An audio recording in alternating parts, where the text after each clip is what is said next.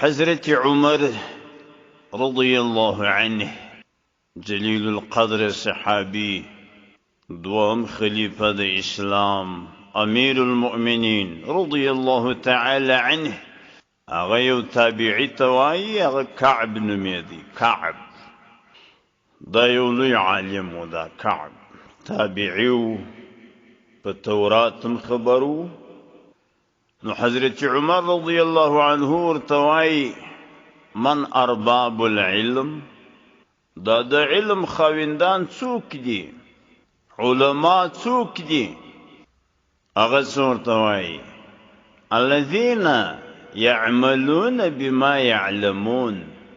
علم والا هغه کسان دي چې په کم څه چې دوی پوهیږي په هغه عمل کړي الذين يعملون بما يعلمون هغه کسان چې دوی عمل کوي په هغه څه چې دوی پوهیږي بیا حضرت عمر رضی الله تعالی عنه پښتنه جنې کوي فما اخرج العلم عن قلوب العلماء کم دی هغه شی چې د علماو د زړو څخه علم پورته کوي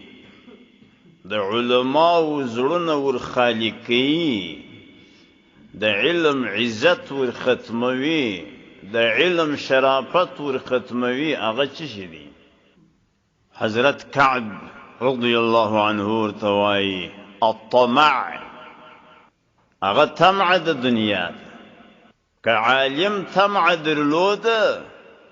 دنیا دار سړي ته د دنیا طمع درلود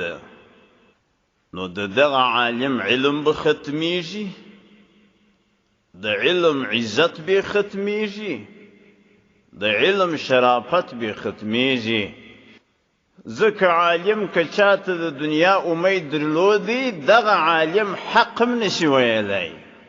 حق نشي ویلای ولی که حق را وړاندې کی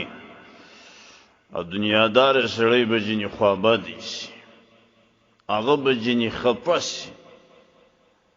هغه د دنیا لاره چې د تر روانه و هغه لاره به پر بنده شي نو حضرت كعب سوای رضی الله عنه وای د علماو د زړو څخه چې علم ختموي د علم عزت ور ختموي هغه طمع ده که عالم طمع د دنیا درلود طمع را سه حرف است هر سه ته طمع څو توري دي درې طمع طا میم عین وای د طمع درې حروف دي درې سره تش دي طمع طا تسی وګوري ما بین زه تش دي طمع میم وګوري ما بین زه تش دي عین وګوري ما بین زه تش دي کچا طمع درلود هغه به د علم صدقه سي تش پاتې سي لکه طا میم عین كچا طمع درلود هغه به د علم صدقه سي خالي وي لکه طا لکه میم لکه عین